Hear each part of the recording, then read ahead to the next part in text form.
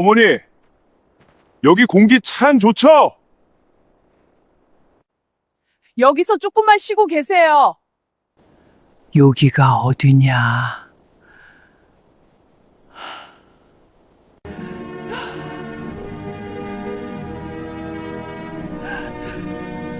아들 성태는 어머니의 혼란스러운 눈빛을 외면한 채 핸드폰 게임에만 몰두했고, 딸 민정은 인절미 한 팩과 컵라면 몇 개를 마루에 던져두고는 도망치듯 시동을 걸었습니다. 노모의 주머니엔 지갑도 휴대폰도 없었습니다. 재벌회장 박명수는 그렇게 버려졌습니다. 하지만 이 못된 자식들은 몰랐을 겁니다. 회장이 안주머니 깊숙한 곳에 목숨처럼 품어온 단 하나의 물건을요. 도대체 어떤 걸 숨기고 있었기에 개만도 못한 자식들의 인생을 송두리째 바꿔놓았던 걸까요? 이야기 시작 전 구독과 좋아요는 큰 힘이 됩니다. 지금 어디서 듣고 계신가요? 댓글 남겨주시면 계신 곳으로 만사형통의 기운을 팍팍 보내드리겠습니다. 검은색 고급 세단이 충청도 깊은 산골로 향하고 있었습니다. 비포장도로를 달릴 때마다 벤츠가 덜컹거렸어요. 뒷좌석에는 75살의 박명순 회장이 슬픈 얼굴로 창밖만 바라보고 있었습니다. 어머니, 거의 다 왔어요. 운전석에 큰딸 조민정이 백미러로 어머니를 힐끗 봤어요. 조수석에 앉은 아들 조성태는 관심도 없다는 듯 휴대폰 게임만 하고 있었습니다. 박명순 회장. 40년 전 남편이 세운 대한그룹을 물려받아 재계 서열 20위까지 키워낸 입지전적 인물이었어요. 하지만 1년 전 치매 초기 진단을 받은 뒤로 모든 경영권을 자식들에게 넘겼습니다. 엄마, 이번 요양원은 진짜 좋대요. 의사도 상주하고 간호사도 24시간 있고. 민정의 말에 명순 회장은 고개를 끄덕였어요. 어제 기억은 가물가물했지만 딸의 말은 믿을 수 있었습니다. 응, 그래. 차는 점점 깊은 산속으로 들어갔어요. 휴대폰 신호도 사라졌습니다. 1시간을 더 달리자 차는 무너질 것만 같은 낡은 폐가 한 채 앞에 멈춰섰어요. 어머니, 다 왔어요. 민정이 차 문을 열었습니다. 명순 회장은 천천히 내렸어요. 눈앞에 펼쳐진 건 금방이라도 무너질 것 같은 잡초가 무성한 낡은 집이었습니다. 여기가 요양원? 네, 맞아요. 옛날 스타일로 지어서 그래요. 안은 되게 좋아요. 민정이 서둘러 트렁크를 열었어요. 생수 2통과 컵라면 서너 개, 인절미 한 팩, 얇은 담요 한 장을 꺼내 마루에 툭 던져놓았습니다. 민정아, 이게 무슨... 어머니, 여기서 잠깐만 계세요. 서류 처리하고 바로 모시러 올게요. 민정의 목소리가 떨렸어요. 명순 회장은 딸의 눈을 보려 했지만 민정은 시선을 피했습니다. 누나, 빨리 가자. 성태가 차에 올라타며 재촉했어요. 엄마, 그럼 우리 갈게요. 밥은 저기 떡이나 라면 드시고요.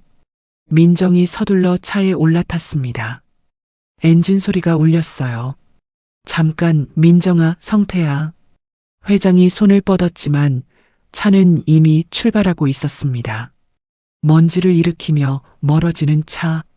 명순 회장은 그 자리에 서서 차가 완전히 사라질 때까지 바라봤어요. 고요했습니다. 새소리, 바람 소리만 들렸어요. 명순 회장은 주머니를 뒤져봤습니다. 지갑도 휴대폰도 신분증도 없었어요. 근데 안주머니 안에 자신도 몰랐던 두꺼운 낡은 봉투 하나가 들어 있었습니다. 이 낡은 봉투 안에는 무엇이 들어 있었을까요? 이게 무슨 일이지? 명순 회장은 폐가 안으로 들어갔어요. 먼지가 가득했고 거미줄이 천장을 뒤덮고 있었습니다. 바닥엔 쥐똥이 널려 있었어요. 명순 회장은 마루에 주저앉았습니다. 머리가 어지러웠어요. 생각하려 해도 안개 속 같았습니다. 내가 왜 여기 온 거지? 민정이가 뭐라고 했더라?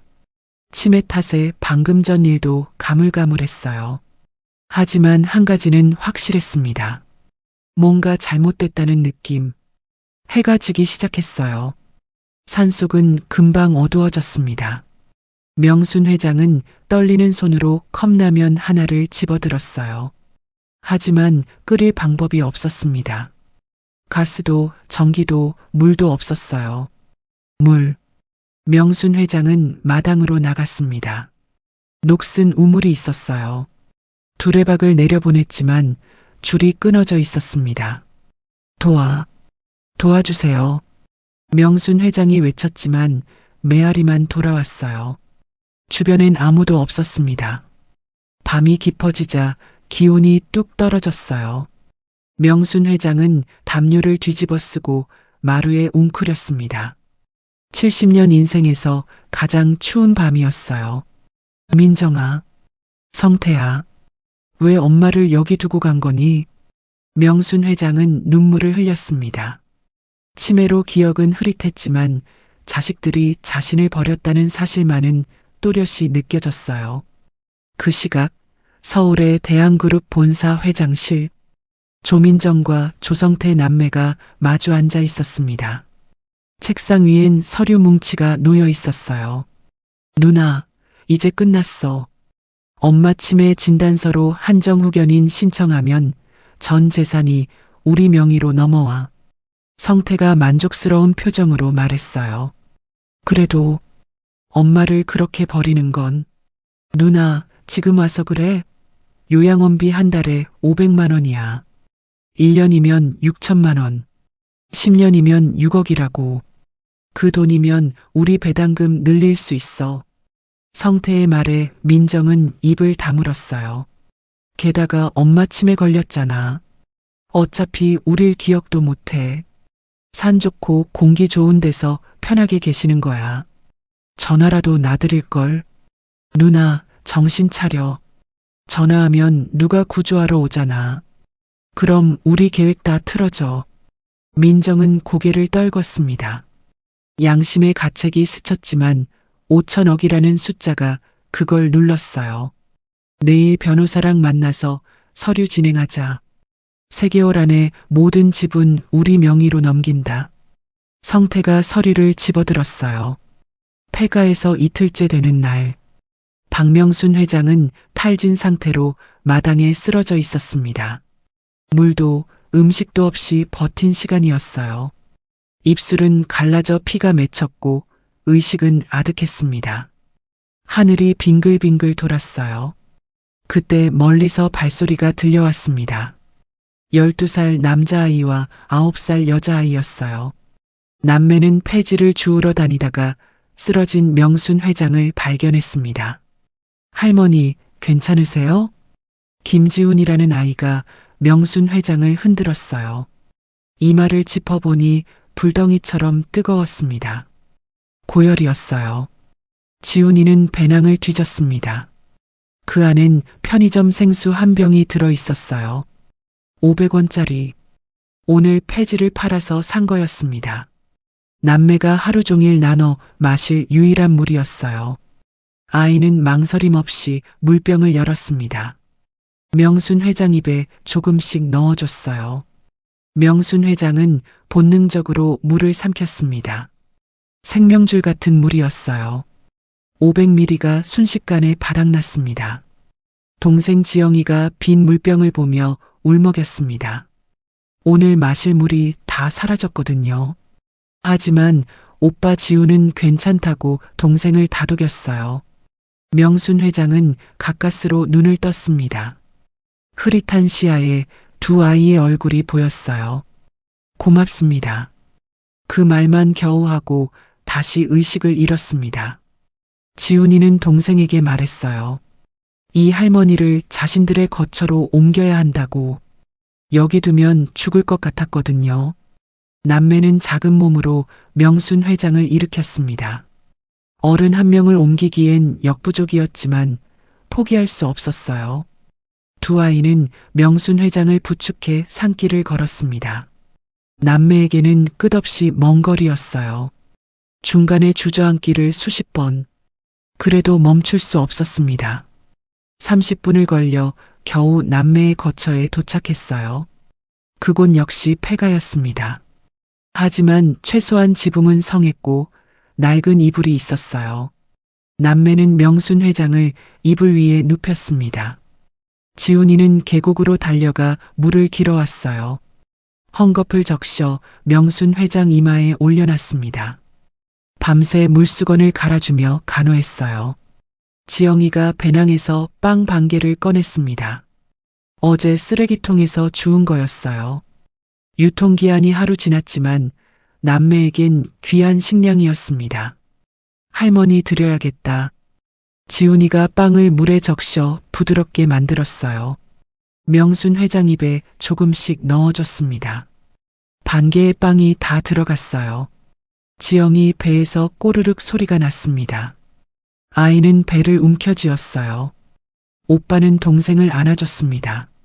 두 남매는 빈속을 안고 명순 회장 옆에 누웠어요. 밤이 깊었습니다. 명순 회장은 악몽에 시달렸어요. 잠꼬대로 자식들 이름을 불렀습니다. 지훈이가 할머니 손을 잡아줬어요.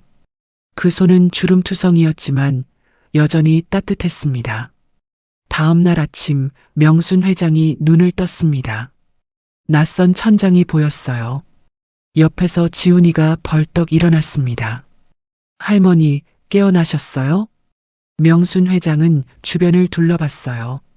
폐가 같은 곳이었습니다. 그리고 옆에는 앙상하게 마른 두 아이가 있었어요. 아이에게 물었습니다. 여기가 어디냐고, 왜 자신이 여기 있냐고. 지훈이는 차분히 설명했어요.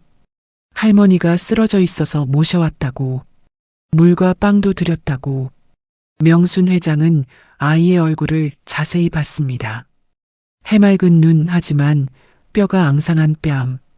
영양실조처럼 보였어요. 너희 부모님은 어디 계시니? 아이의 얼굴이 어두워졌습니다. 작년에 차 사고로 돌아가셨다고 했어요. 지금은 둘이서 폐지를 주워 팔며 살고 있다고. 하루에 1,000원 정도 번다고 했습니다. 명순 회장의 가슴이 먹먹했어요. 이 어린 남매가 그 적은 돈으로 살면서도 자신을 위해 물과 빵을 포기했다니. 지훈이가 명순 회장 손을 꼭 잡았습니다.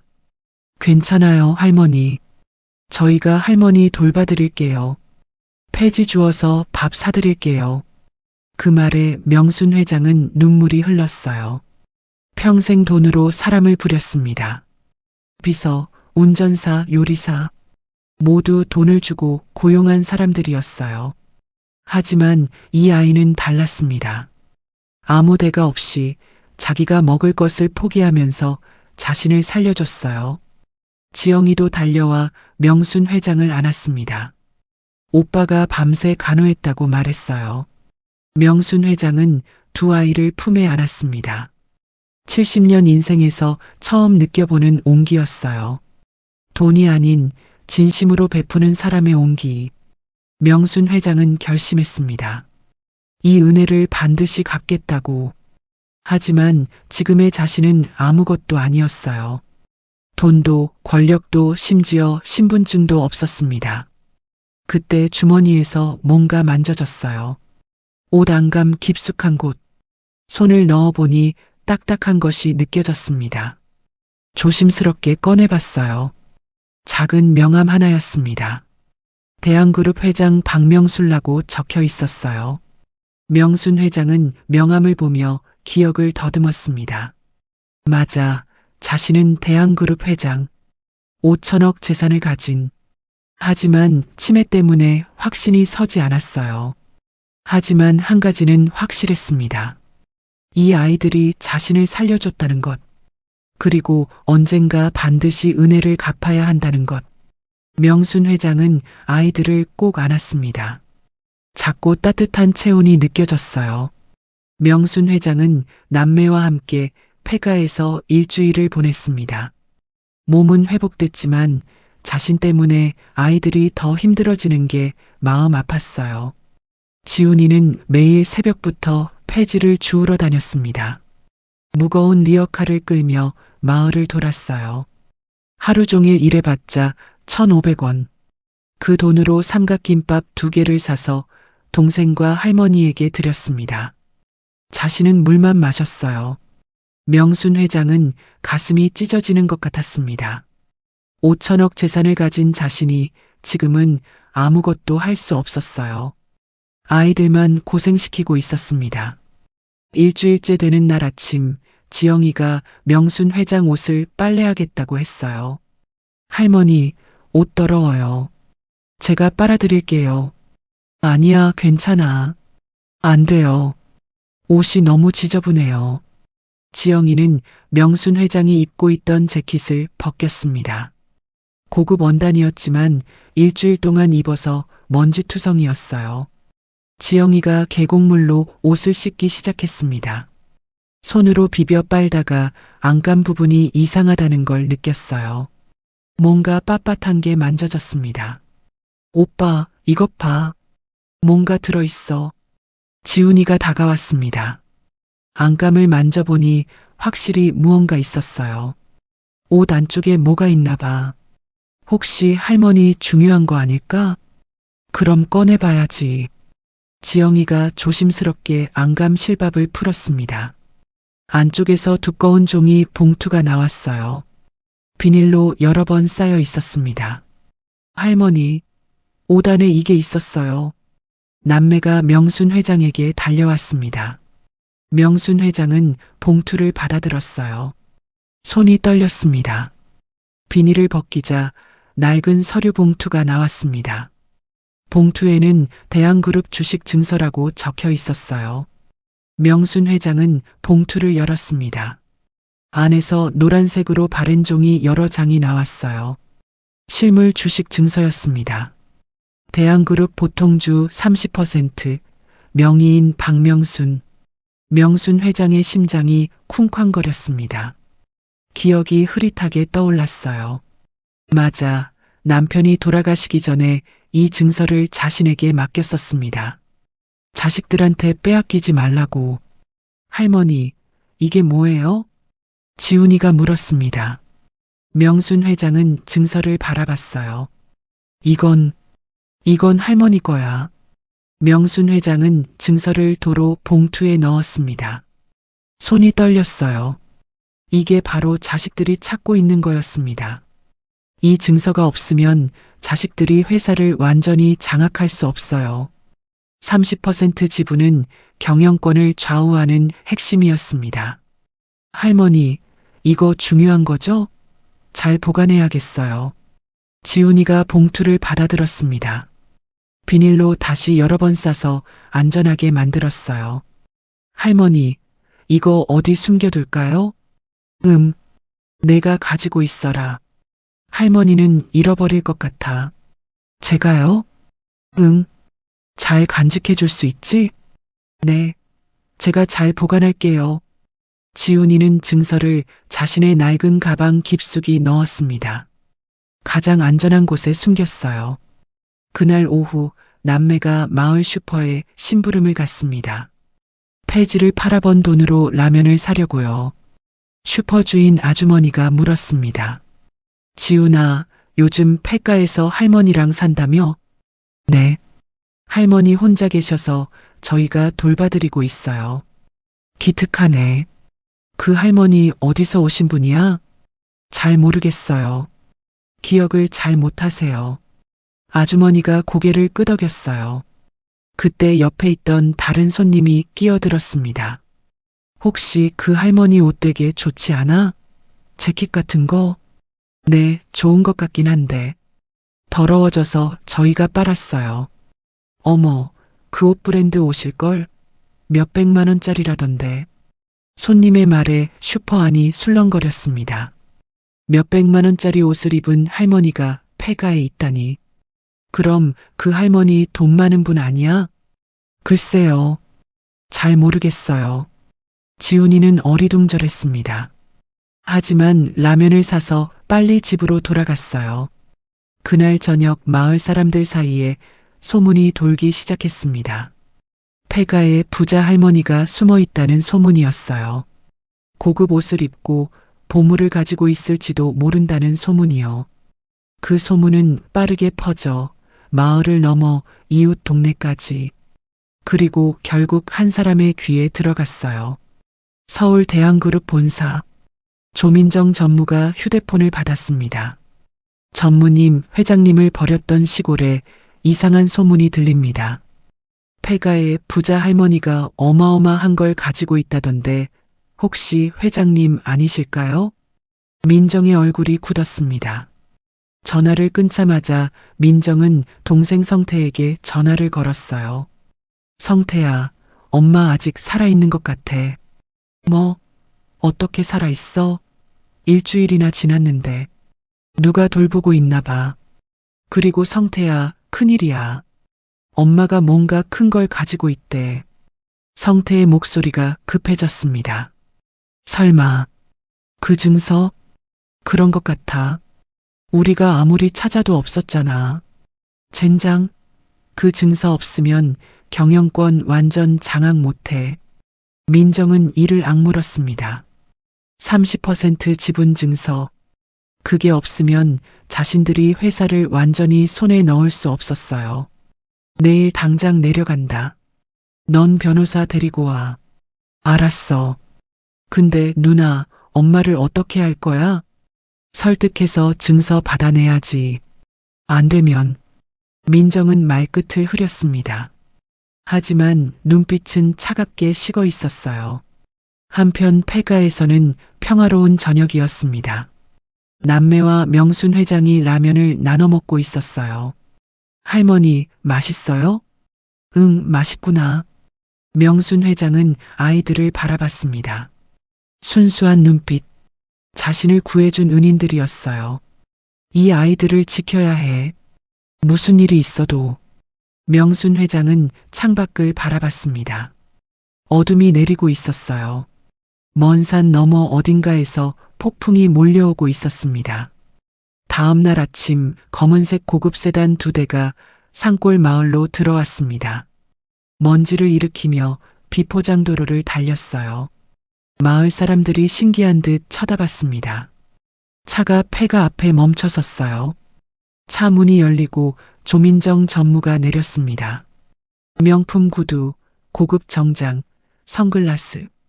뒤따라 남동생 조성태와 변호사, 경호원 2명이 내렸어요. 민정이 폐가를 올려다봤습니다. 무너져가는 지붕, 깨진 창문. 코웃음을 쳤어요. 뒷마당에서 지훈이가 빨래를 널고 있었습니다. 갑자기 나타난 낯선 사람들을 보고 깜짝 놀랐어요. 너 여기 사는 애구나. 할머니 어디 있니?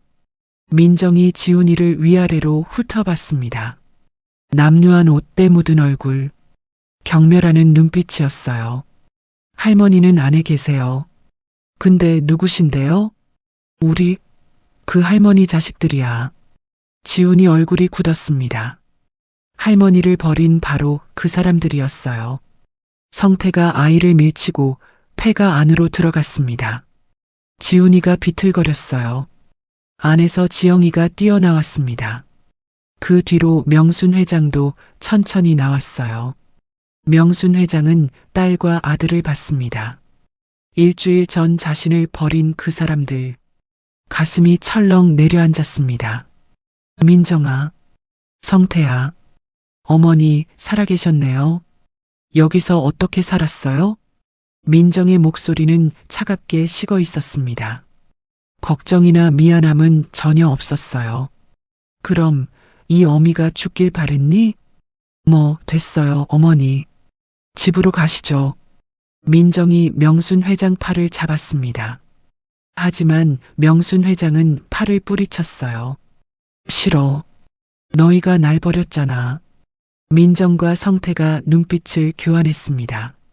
명순 회장이 기억하고 있었던 거예요. 성태가 한숨을 쉬었습니다. 누나, 바로 본론으로 가자. 어머니, 주식 증서 어디 있어요? 없어. 그 증서 없으면 경영권 못 잡아요. 30% 지분 증서 당장 내놔요. 명순 회장은 대답하지 않았습니다. 성태가 변호사에게 눈짓했어요. 변호사가 서류를 꺼냈습니다. 재산관리 위임 동의서입니다. 서명하시면 됩니다. 안 해. 내 재산은 내가 관리해. 민정이 경호원들에게 손짓했습니다. 2명의 경호원이 명순 회장을 붙잡았어요. 놓으라고. 할머니. 지훈이가 달려들었습니다. 하지만 경호원이 아이를 거칠게 밀쳤어요. 지훈이가 땅바닥에 넘어졌습니다. 무릎이 까지고 피가 흘렀어요. 오빠. 지영이가 울부짖었습니다. 지훈이는 다시 일어나 소리쳤어요. 할머니 놔드려요. 꼬마야, 어른 일에 끼어들지 마. 성태가 지훈이를 노려봤습니다. 지훈이가 성태 다리를 걷어찼어요. 성태가 비틀거렸습니다. 성태의 얼굴이 붉어지며 손을 들었어요. 바로 그때 마을 이장이 나타났습니다. 마을 사람들 몇 명을 데리고 왔어요. 여기서 뭐 하는 거요? 가족이면 왜 할머니를 여기 버리고 갔소? 마을 사람들이 수군거렸습니다. 민정은 얼굴이 화끈거렸어요. 저희가 어머니를 잠깐이 일주일이요? 물도 음식도 없이? 이장이 따졌습니다. 민정은 더 이상 변명하지 않고 명순 회장을 끌고 가려 했어요. 하지만 명순 회장이 버텼습니다. 싫어. 이 아이들이랑 있을 거야. 성태가 다른 방법을 생각했습니다. 야, 꼬마, 너 할머니가 주는 거 없든? 아무것도 없어요. 지훈이가 부인했지만 목소리가 떨렸습니다. 성태는 그걸 놓치지 않았어요.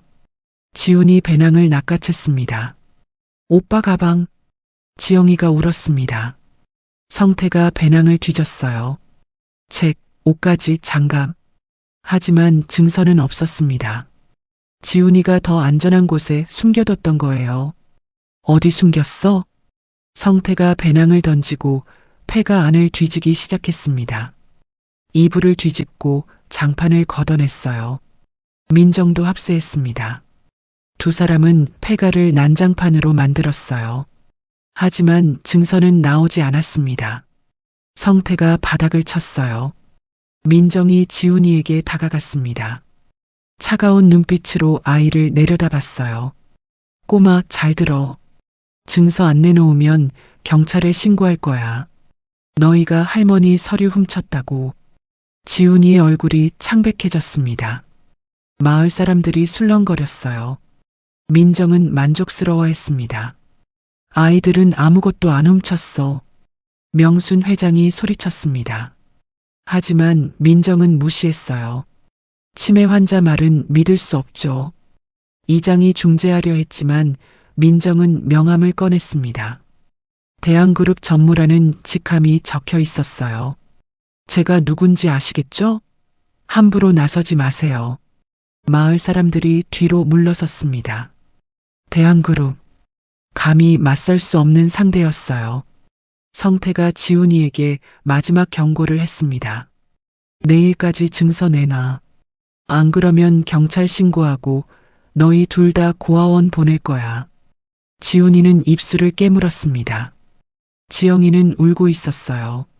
민정과 성태는 차에 올라탔습니다. 차가 떠났습니다. 먼지만 남겼어요. 마을 사람들도 하나둘 돌아갔습니다. 지훈이가 무릎에서 흐르는 피를 닦았습니다. 지영이가 오빠를 꼭 안았어요. 명순 회장은 2 아이를 바라보며 눈물을 흘렸습니다. 폐가는 난장판이었습니다. 뒤집어진 이불, 찢어진 장판, 깨진 그릇들. 평화롭던 보금자리가 파괴됐어요. 할머니, 저희 어떡해요? 지영이가 울며 물었습니다. 명순 회장은 아이를 꼭 안았어요. 미안하다. 이 할미 때문에. 해가 지고 어둠이 내렸습니다. 3 사람은 난장판이 된 폐가에 앉아 있었어요. 내일이면 더 큰 폭풍이 올 거였습니다. 지훈이는 품속에 숨겨둔 증서를 만졌습니다. 이걸 내주면 할머니는 어떻게 될까요? 안 내주면 자신들은 어떻게 될까요? 밤은 깊어갔고 세 사람은 잠들지 못했습니다. 다음 날 아침 폐가 앞에는 마을 사람들이 모여들기 시작했습니다. 소문이 퍼진 거예요. 거지 남매가 부자 할머니 서류를 훔쳤다는 소문이었습니다. 지훈이와 지영이는 폐가 안에서 웅크리고 있었어요. 밖에서 들려오는 수군거림이 무서웠습니다. 저 애들이 정말 훔쳤을까? 대한그룹 사람들이 그러던데 분명히 뭔가 숨기고 있대. 마을 사람들의 말이 창문 틈으로 들어왔어요. 지영이가 오빠 옷자락을 꼭 잡았습니다. 오전 10시 검은색 세단과 경찰차가 함께 나타났습니다. 민정과 성태, 그리고 경찰 2명이 내렸어요. 마을 사람들이 더 많이 모여들었습니다. 저 아이들이 우리 어머니 중요 서류를 훔쳤습니다. 30% 지분 증서예요. 가치로 따지면 1조 5천억 원어치입니다. 민정이 경찰에게 말했습니다. 경찰의 얼굴이 굳었어요. 1조 5천억. 상상도 할 수 없는 금액이었습니다. 폐가 문이 열리고 지훈이와 지영이가 나왔습니다. 명순 회장도 함께 나왔어요. 경찰이 지훈이에게 다가갔습니다. 얘야, 할머니한테 서류 받은 거 맞니? 할머니가 보관하라고 주셨어요. 훔친 거 아니에요.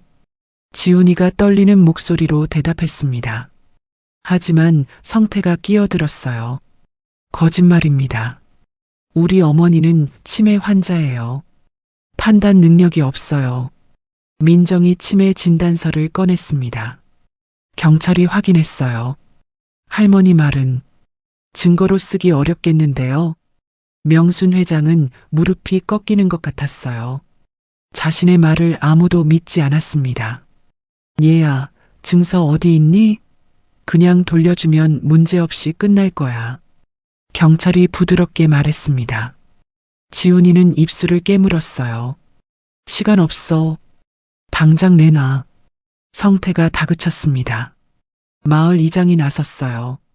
저 애들은 그런 애들이 아닙니다. 일주일 동안 할머니 돌보는 걸 제가 다 봤어요. 이장님은 빠지세요. 이건 법적인 문제예요. 민정이 차갑게 말하고 경찰에게 명했습니다. 강제 수색해주세요.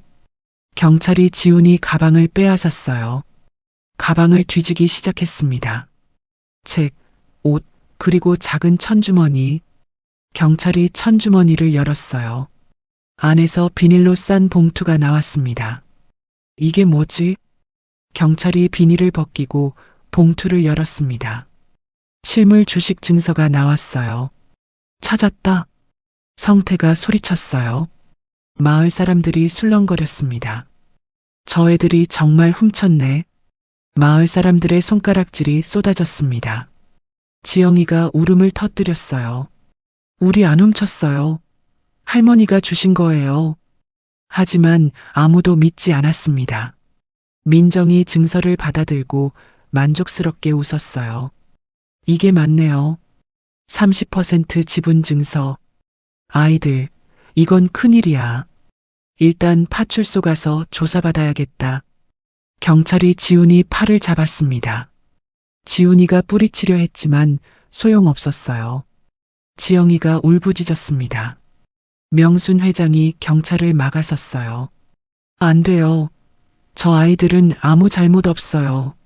할머니, 비키세요. 치매 환자 말은 증거가 안 됩니다. 경찰이 명순 회장을 옆으로 밀쳤습니다. 명순 회장이 비틀거렸어요. 어머니, 이제 아시겠어요? 누가 진짜 가족인지. 성태가 비웃었습니다. 경찰이 지훈이를 끌고 가려 했어요. 지훈이가 발버둥쳤습니다. 놓으세요. 저 아무 잘못 없어요. 마을 사람들이 구경만 했습니다. 아무도 나서지 않았어요. 지영이가 울며 오빠를 붙잡으려 했습니다. 하지만 민정이 아이를 막았어요. 너도 같이 가야지. 경찰이 지영이 팔도 잡았습니다. 두 아이가 경찰차로 끌려갔어요. 명순 회장이 쫓아갔지만 성태가 막았습니다. 어머니는 여기 계세요. 안 돼. 내 아이들이야. 어머니 아이들은 저희예요. 저 거지들 말고요. 성태가 차갑게 말했습니다. 경찰차 문이 닫혔어요. 지훈이와 지영이가 차 안에서 울고 있었습니다. 할머니, 할머니. 아이들의 울음소리가 멀어졌습니다. 경찰차가 출발했어요. 명순 회장은 그 자리에 주저앉았습니다. 마을 사람들이 수군거렸습니다. 불쌍한 척했는데 결국 도둑이었어. 명순 회장은 그 말들을 들으며 눈물을 흘렸습니다. 자신 때문에 순수한 아이들이 도둑으로 몰렸어요. 민정이 증서를 가방에 넣으며 웃었습니다. 드디어 찾았네. 이제 경영권은 우리 거야. 누나, 어머니는 어떻게 할 거야? 주식 증서도 찾은 마당에 데려갈 필요 없잖아. 두 사람은 차에 올라탔습니다. 명순 회장을 그냥 두고 떠났어요. 폐가 마당에 명순 회장만 남았습니다. 마을 사람들도 하나둘 돌아갔어요. 혼자 남은 명순 회장은 하늘을 올려다봤습니다. 미안해. 지훈아, 지영아. 할머니가 미안해. 명순 회장의 울음소리만 폐가에 울려 퍼졌습니다. 해가 지고 어둠이 내렸어요. 명순 회장은 폐가 마루에 앉아 있었습니다. 아이들이 없는 빈자리가 너무 컸어요. 그날 밤 명순 회장은 잠들지 못했습니다. 아이들 얼굴만 떠올랐어요. 자신을 구해준 그 작은 손들. 이제는 차가운 파출소 바닥에 있을 아이들. 명순 회장은 결심했습니다. 어떻게든 아이들을 구해야 한다고. 하지만 어떻게? 자신은 아무 힘도 없었습니다. 치매 환자로 취급받는 늙은 여자일 뿐이었어요. 하지만 포기할 수 없었습니다. 아이들은 자신의 마지막 희망이었으니까요. 명순 회장은 주머니 속 명함을 만졌습니다. 대한그룹 회장 박명순. 회장은 천천히 일어났습니다. 이제 싸워야 할 때였어요. 그날 밤 명순 회장은 폐가를 나와 마을 이장 집으로 향했습니다. 기억이 자꾸만 흩어져 이 집 저 집 물어 겨우 찾아갔죠. 비틀거리는 걸음이었지만 멈출 수 없었어요. 아이들을 구해야 했습니다. 이장 집 대문을 두드렸습니다. 한참 만에 이장이 문을 열었어요. 놀란 표정이었습니다. 이 밤에 웬일이요? 이장님, 제발 도와주세요. 저 아이들 아무 잘못 없어요. 명순 회장의 목소리가 떨렸습니다. 이장은 난처한 표정을 지었어요. 그건 저도 알지만 상대가 대한그룹인데 제가 뭘 할 수 있겠어요. 제가 도와드릴 수 있어요. 명순 회장이 주머니에서 명함을 꺼냈습니다. 대한그룹 회장 박명순. 이장이 명함을 받아들고 눈을 크게 떴어요. 이게 명순 씨 명함이요? 네. 저는 대한그룹 회장입니다. 제 자식들이 저를 산에 버렸어요. 이장은 믿을 수 없다는 표정이었습니다. 하지만 명함은 진짜였어요. 고급 용지에 금박으로 새겨진 이름. 잠깐만요. 확인 좀 해보겠어요. 이장이 휴대폰을 꺼내 포털 사이트를 검색했습니다. 대한그룹 회장 박명순. 사진이 떴어요. 젊었을 때 사진이었지만 지금 앞에 있는 할머니와 닮아 있었습니다. 이장의 손이 떨렸습니다. 진짜 회장님이셨어요? 네. 그런데 제 자식들이 저를 없애려 하고 있어요. 제발 도와주세요. 명순 회장이 이장 손을 꼭 잡았습니다. 이장은 고개를 끄덕였어요. 알겠습니다. 제가 할 수 있는 건 다 하겠습니다. 이장은 즉시 전화를 걸기 시작했습니다. 먼저 대한그룹 본사로 전화했어요. 야간 당직실로 연결됐습니다. 저기요, 박명순 회장님과 연결해 주세요. 회장님은 현재 연락이 안 됩니다. 무슨 일이신지요? 회장님이 지금 저희 마을에 계십니다. 충청도 산골에요. 전화 너머에서 놀라는 기색이 느껴졌습니다. 잠시 후 다른 목소리가 들렸어요. 비서실장이었습니다. 지금 뭐라고 하셨습니까? 회장님이 거기 계시다고요? 네, 맞습니다. 일주일 전부터 여기 계셨어요. 비서실장의 목소리가 급해졌습니다. 주소 알려주세요. 지금 당장 가겠습니다. 이장이 주소를 알려줬습니다. 비서실장은 2시간 안에 도착하겠다고 했어요. 1시간이 지났습니다. 명순 회장은 이장직 거실에서 조마조마하게 기다렸어요. 아이들이 차가운 파출소에 있을 생각을 하니 가슴이 찢어지는 것 같았습니다. 드디어 차 소리가 들렸습니다. 고급 세단 세대가 마을로 들어왔어요. 차에서 정장을 입은 사람들이 내렸습니다. 맨 앞에 선 사람이 비서실장 김동욱이었어요. 회장님, 김동욱이 이장 집으로 뛰어들어왔습니다. 명순 회장을 보자 눈시울이 붉어졌어요. 회장님, 그동안 어디 계셨습니까? 저희가 일주일 동안 찾았습니다. 동욱아, 나. 명순 회장은 말을 잇지 못하고 울음을 터뜨렸습니다. 김동욱이 회장을 부축했어요. 괜찮습니다. 이제 괜찮으십니다.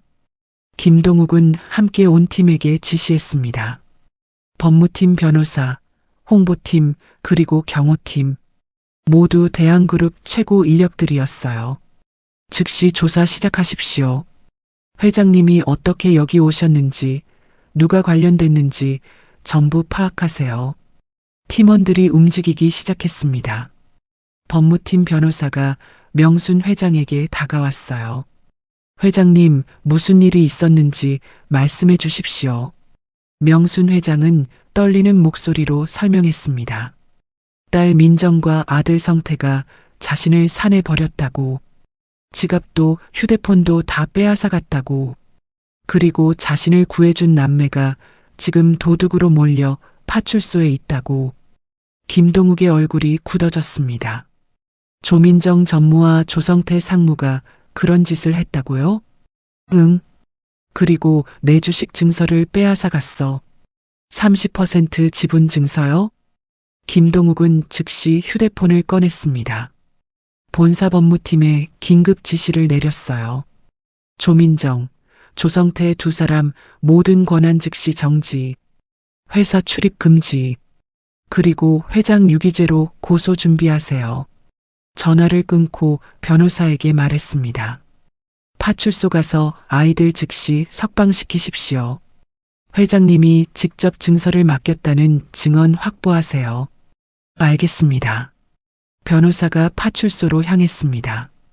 김동욱은 홍보팀에게도 지시했어요. 이 마을에 CCTV 있는지 전부 확인하고 조민정, 조성태가 회장님을 버리고 간 증거 확보하세요. 블랙박스, 통화 내용 모두 다. 네, 실장님. 홍보팀이 움직였습니다. 마을 입구, 슈퍼, 마을회관. CCTV가 있는 곳을 전부 뒤졌어요. 1시간 후 증거가 확보됐습니다. 일주일 전 민정과 성태가 명순 회장을 폐가에 내려놓고 떠나는 영상. 어제 다시 와서 아이들을 도둑으로 몰아가는 영상. 모두 선명하게 찍혀 있었어요. 증거 확보 완료했습니다. 홍보팀장이 보고했습니다. 김동욱이 고개를 끄덕였어요. 파출소에서는 변호사가 아이들을 데리고 나왔습니다. 지훈이와 지영이는 울음으로 범벅이 된 얼굴이었어요. 할머니, 아이들이 명순 회장에게 달려왔습니다. 명순 회장은 2 아이를 꼭 안았어요. 미안해. 할머니가 미안해. 할머니, 저희 정말 안 훔쳤어요. 알아. 할머니가 다 알아. 이제 괜찮아. 김동욱이 아이들을 바라봤습니다. 회장님을 구한 은인들이었어요. 회장님, 내일 서울로 가시죠. 이사회를 소집하겠습니다. 응, 그래야겠지. 이제 끝을 내야겠어. 명순 회장의 눈빛이 달라졌습니다. 일주일 전에 무력한 할머니가 아니었어요. 40년간 재계를 호령했던 대한그룹 회장의 눈빛이었습니다. 동우가 민정이와 성태 움직임 전부 감시해 도망가지 못하게. 알겠습니다, 회장님. 그날 밤 명순 회장과 아이들은 마을 여관에서 쉬었습니다. 김동욱과 팀원들이 주변을 지켰어요. 명순 회장은 잠들지 않고 창밖을 바라봤습니다. 서울의 불빛이 보이는 방향이었어요. 내일이면 돌아갑니다. 자신의 자리로. 그리고 자식들에게 대가를 치르게 할 겁니다. 명순 회장은 주먹을 꽉 쥐었습니다. 반격이 시작됐어요. 같은 시각 서울 대한그룹 본사 조민정 전무실에 긴급 전화가 걸려왔습니다. 본사 경비실에서였어요. 전무님, 비서실장님이 긴급팀을 꾸려서 출동했습니다. 충청도 쪽으로요. 민정의 얼굴이 새하얗게 질렸습니다. 급히 동생 성태에게 전화를 걸었어요. 성태야, 큰일 났어. 비서실장이 움직였어. 어머니 찾은 것 같아. 뭐? 우리 끝났어? 아직 아니야. 증서는 우리가 가지고 있잖아.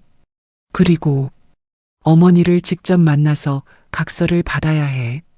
민정의 목소리가 낮아졌습니다. 성태도 고개를 끄덕였어요. 알았어. 내가 변호사 데리고 갈게. 두 사람은 즉시 차에 올랐습니다. 밤길을 달려 산골로 향했어요. 새벽 2시 마을에 도착했습니다. 여관 앞에 세워진 고급 세단들을 봤습니다. 비서실장 팀이었어요.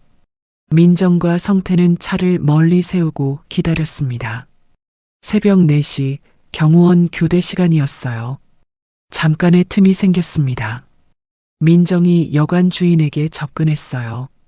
저희 어머니가 202호에 계신데 급한 일이 생겼어요. 좀 만나게 해주세요. 여관 주인은 대한그룹 전무 명함을 보고 고개를 끄덕였습니다. 명순 회장 방 번호를 알려줬어요. 민정과 성태가 방문을 두드렸습니다. 명순 회장이 문을 열었어요. 딸과 아들을 보고 얼굴이 굳었습니다. 너희가 어떻게... 성태가 방 안으로 밀고 들어왔습니다. 지훈이와 지영이가 잠들어 있었어요. 어머니, 조용히 하세요. 애들 깨면 안 돼요. 민정이 서류 뭉치를 꺼냈습니다. 회장직 사퇴각서, 재산 포기 각서, 그리고 치매로 인한 무능력 진단서였어요. 여기 사인하세요. 미쳤구나. 내가 왜 그걸 해? 명순 회장이 소리쳤습니다. 하지만 성태가 잠든 아이들을 가리켰어요. 어머니, 저 애들 생각하세요. 사인 안 하시면 저 애들 고아원 보낼 거예요. 뭐라고? 저 애들이 증서 훔쳤다는 고소장 이미 작성했어요. 민정이 고소장을 보여줬습니다. 실제로 작성된 서류였어요. 그리고 어머니는 정신병원에 입원시킬 거예요. 치매 환자니까 당연하죠.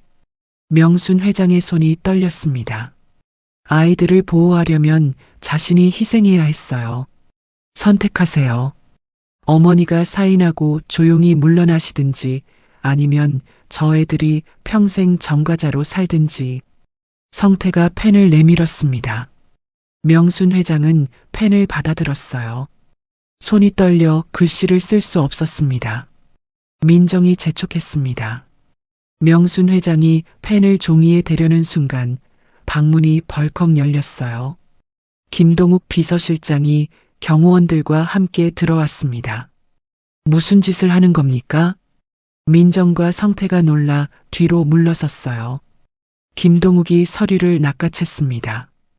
회장 협박죄, 사문서, 위조죄로 고소하겠습니다. 뭐, 우리가 뭘 잘못했는데요? 민정이 항변했지만 소용없었어요. 경호원들이 두 사람을 붙잡았습니다. 나요. 우리 어머니랑 얘기하는 거예요. 성태가 발버둥 쳤습니다. 하지만 경호원들은 꿈쩍도 하지 않았어요. 소란에 지훈이와 지영이가 깼습니다. 아이들이 상황을 보고 놀랐어요. 할머니, 무슨 일이에요? 괜찮아. 다 괜찮아. 명순 회장이 아이들을 안심시켰습니다. 김동욱이 민정과 성태에게 말했어요.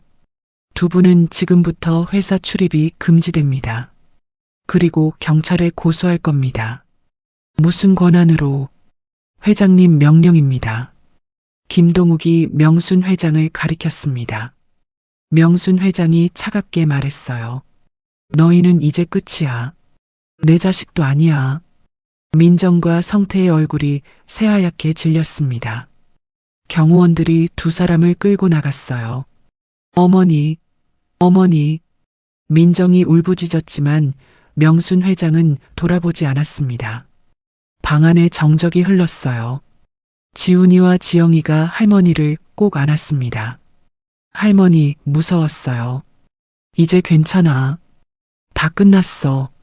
명순 회장은 아이들을 안으며 눈물을 흘렸습니다. 김동욱이 조용히 말했어요. 회장님, 이제 서울로 가시죠. 마지막 정리를 하셔야 합니다. 응, 그래야겠지. 명순 회장은 창밖을 바라봤습니다. 동이 트고 있었어요. 긴 밤이 끝나가고 있었습니다. 다음 날 서울 대한그룹 본사 30층 이사회실 긴급 주주총회가 소집됐습니다. 기자들도 대기하고 있었어요.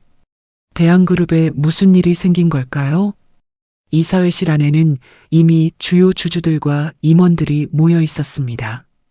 50여 명이 넘는 사람들이었어요. 맨 뒷줄 구석에 조민정과 조성태가 서 있었습니다. 회사 출입이 금지됐지만 주주 자격으로는 참석할 수 있었거든요.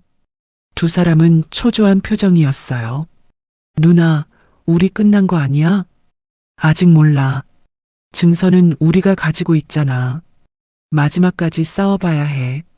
민정과 성태는 서로 눈빛을 교환했어요. 어머니는 오시지 못할 거야. 건강이 안 좋으시니까. 바로 그때 이사회실 문이 열렸습니다. 김동욱 비서실장이 들어왔어요. 그리고 그 뒤로 박영희 회장이 걸어 들어왔습니다. 회의실이 술렁거렸습니다. 민정과 성태의 얼굴이 새하얗게 질렸어요. 어머니, 회장은 더 이상 산골의 초라한 할머니가 아니었습니다. 단정한 정장, 곧게 편 어깨, 날카로운 눈빛, 40년간 재계를 호령했던 대한그룹 회장의 모습이었어요. 명순 회장 옆에는 지훈이와 지영이가 서 있었습니다. 깨끗하게 씻고 새 옷을 입은 아이들이었어요. 제가 왔습니다. 명순 회장이 단호하게 말했습니다. 회의실이 조용해졌어요. 어머니, 어떻게? 민정이 떨리는 목소리로 물었습니다. 명순 회장은 대답하지 않고 단상으로 걸어갔어요.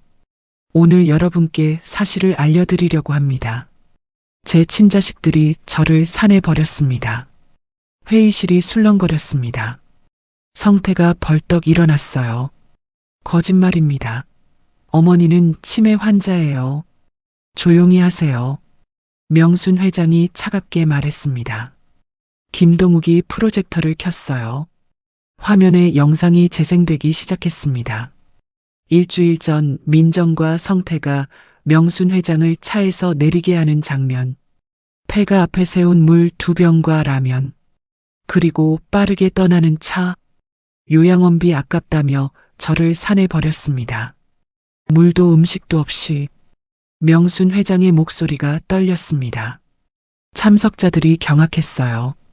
다음 영상이 재생됐습니다.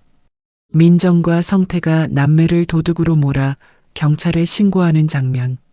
그리고 새벽에 여관에 침입해 협박하는 장면. 이 아이들이 저를 구해줬습니다. 폐지를 주워 번 돈으로 물과 음식을 사서 저를 살렸어요. 명순 회장이 지훈이와 지영이를 가리켰습니다. 아이들이 고개를 숙였어요. 하지만 제 자식들은 이 아이들을 도둑으로 몰았습니다. 주식 증서를 빼앗기 위해서. 화면에 새로운 자료가 떴습니다. 민정과 성태의 횡령 내역이었어요. 지난 3년간 회사 자금 120억 원을 빼돌린 기록. 그뿐만이 아닙니다.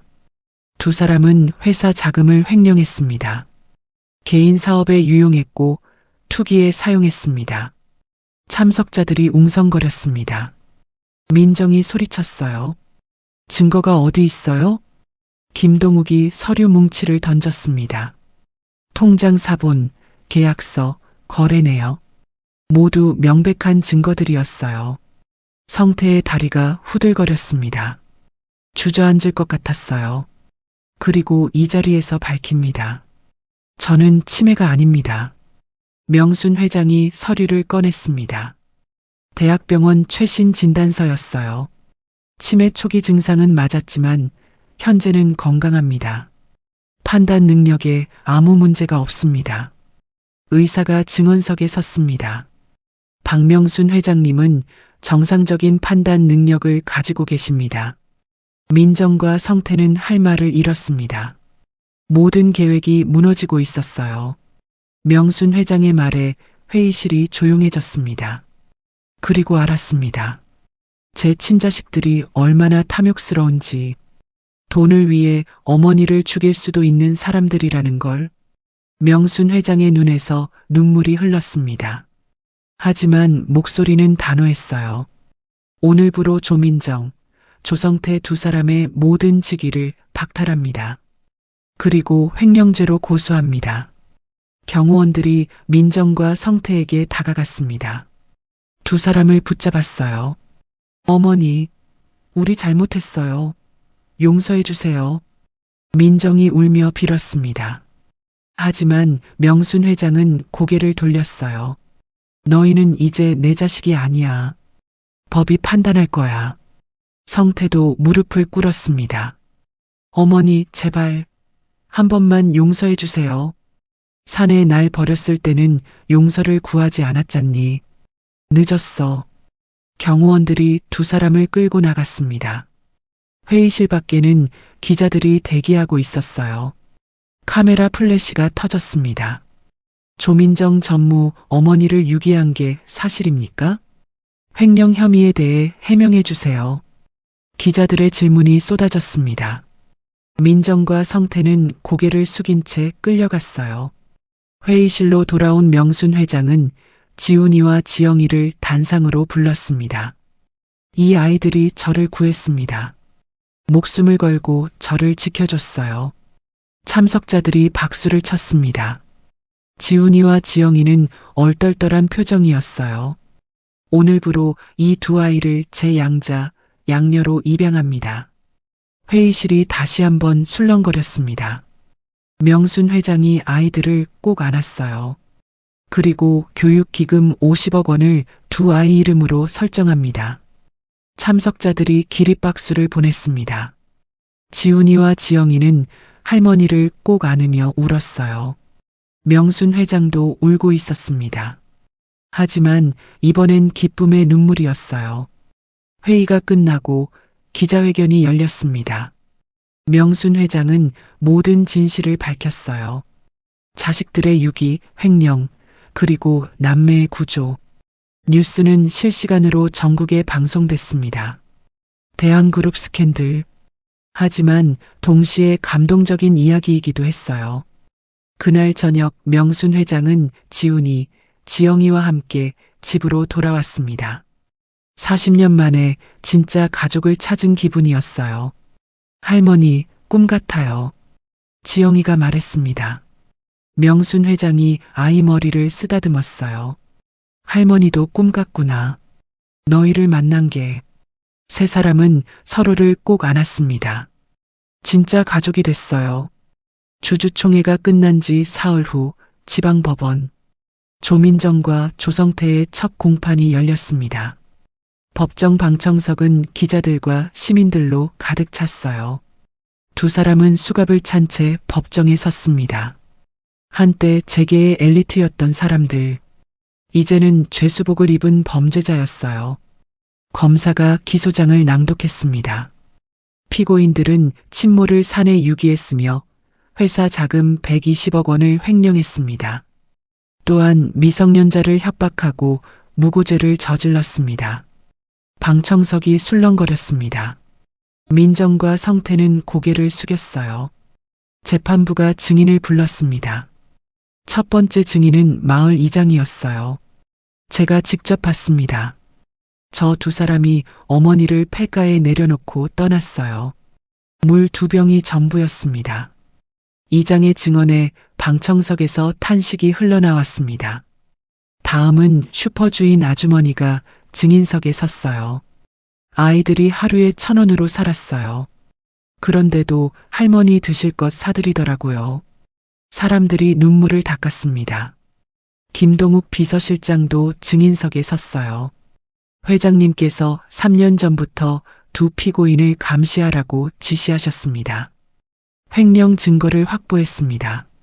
검사가 증거 자료를 제출했습니다. 통장 사본, 부동산 투기 내역, 명품 구매 기록, 모두 횡령한 돈으로 산 것들이었어요. 피고인 조민정은 회사 자금으로 강남 아파트 세 채를 매입했습니다. 피고인 조성태는 고급 외제차 5대를 구입했습니다. 민정이 고개를 들어 변명하려 했습니다. 저희는 회사 발전을 위해 조용히 하십시오. 재판장이 단호하게 말했습니다. 성태도 입을 다물었어요. 마지막 증인으로 명순 회장이 섰습니다. 방청석이 조용해졌어요. 피해자 진술하십시오. 저는 두 사람을 제 자식으로 키웠습니다. 명순 회장의 목소리가 떨렸습니다. 40년간 회사를 키웠어요. 전부 이 아이들에게 물려주려고요. 그런데 명순 회장이 말을 잇지 못했습니다. 눈물이 흘렀어요. 저를 산에 버렸습니다. 죽으라고, 재산을 빼앗으려고. 방청석에서 흐느낌이 들렸습니다. 민정이 울먹이며 말했어요. 어머니, 죄송해요. 정말 죄송해요. 하지만 명순 회장은 고개를 돌렸습니다. 재판장이 판결을 선고했습니다. 피고인 조민정, 징역 7년. 피고인 조성태, 징역 6년. 횡령 금액 전액 환수 및 벌금 200억 원. 방청석에서 박수가 터져 나왔습니다. 민정과 성태는 그 자리에 주저앉았어요. 어머니. 민정이 울부짖었지만 명순 회장은 법정을 떠났습니다. 돌아보지 않았어요. 며칠 후 민정과 성태의 재산이 전부 몰수됐습니다. 강남 아파트, 외제차, 명품, 해외 계좌, 모든 것이 압류됐어요. 두 사람은 빈털터리가 됐습니다. 교도소로 이송되는 날 기자들이 몰려들었어요. 반성하십니까? 피해자들에게 하고 싶은 말이 있습니까? 민정과 성태는 대답하지 않았습니다. 고개를 숙인 채 호송차에 올랐어요. 호송차가 떠나자 구경꾼들이 손가락질했습니다. 효도도 안 하는 것들. 돈만 밝히더니 결국 적골이네. 사회적 사형이었습니다. 두 사람은 이제 어디서도 얼굴을 들 수 없었어요. 한 달 후 명순 회장은 교도소 면회실을 찾았습니다. 민정이 유리창 너머에 앉았어요. 수척해진 얼굴이었습니다.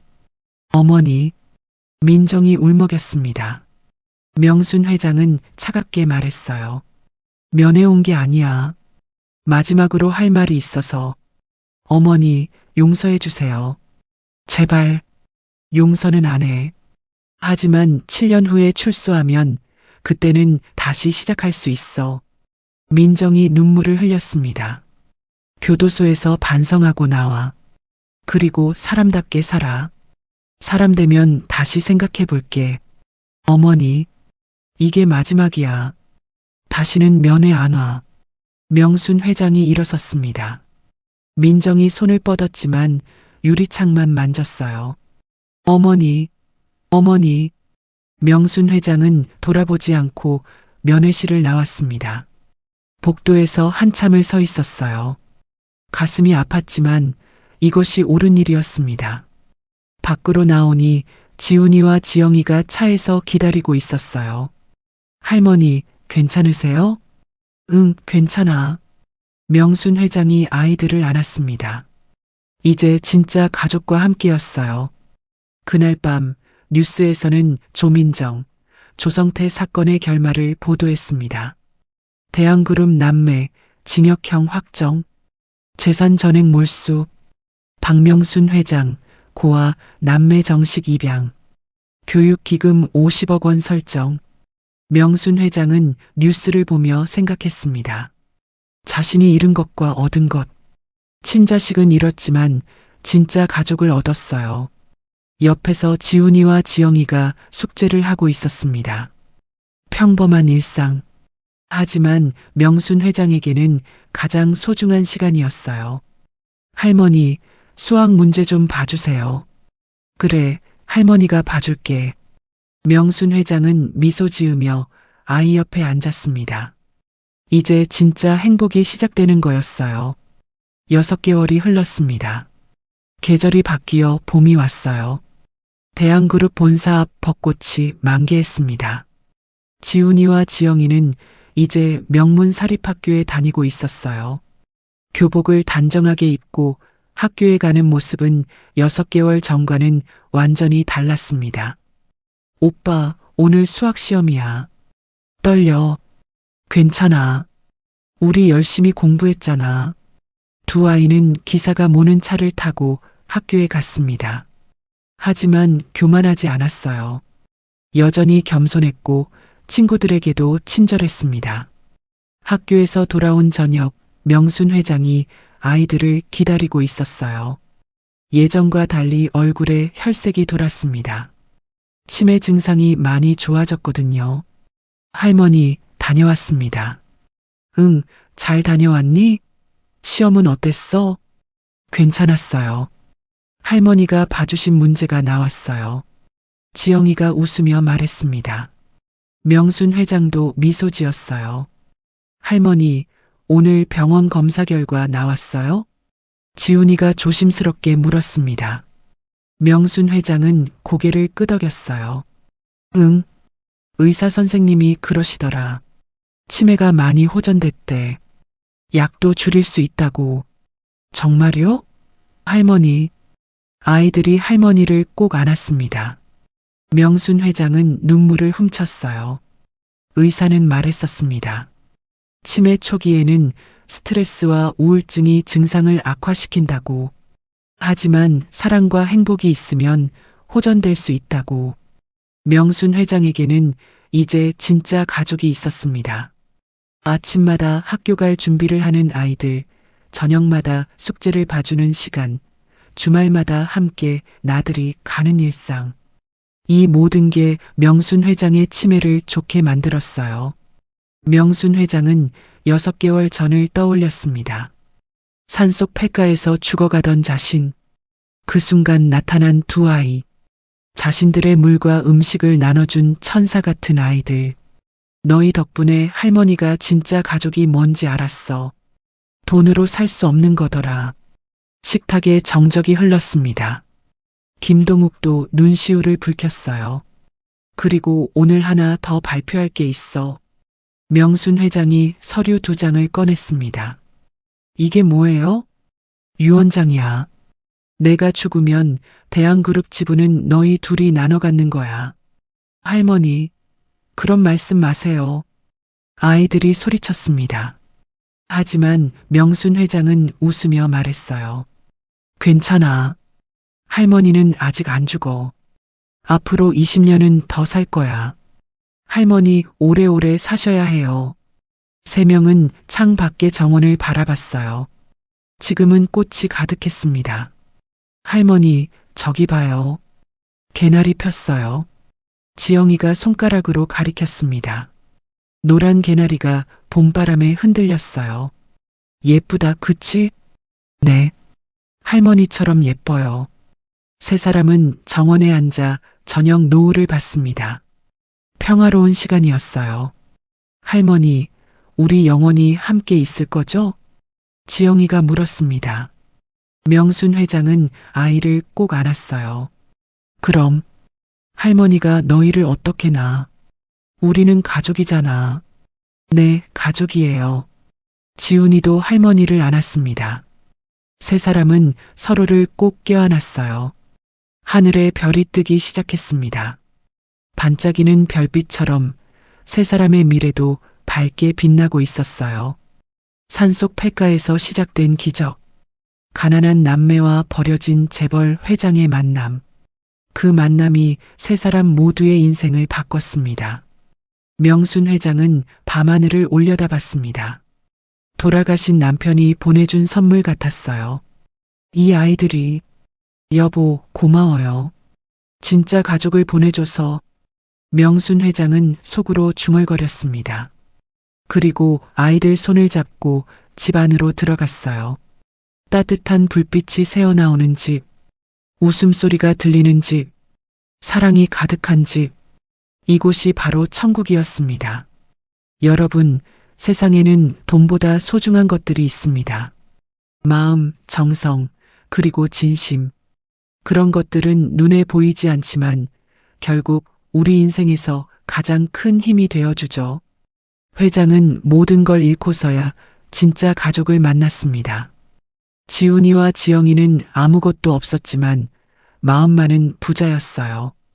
그 마음이 기적을 만들어냈습니다.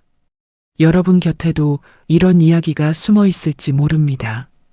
작은 친절, 따뜻한 말 한마디. 그게 누군가의 인생을 바꿀 수 있으니까요. 오늘도 마을길 사연을 찾아주신 여러분께 감사드립니다. 구독과 좋아요는 큰 힘이 됩니다. 마을길 사연의 이야기는 여기까지입니다. 감사합니다. 건강하세요.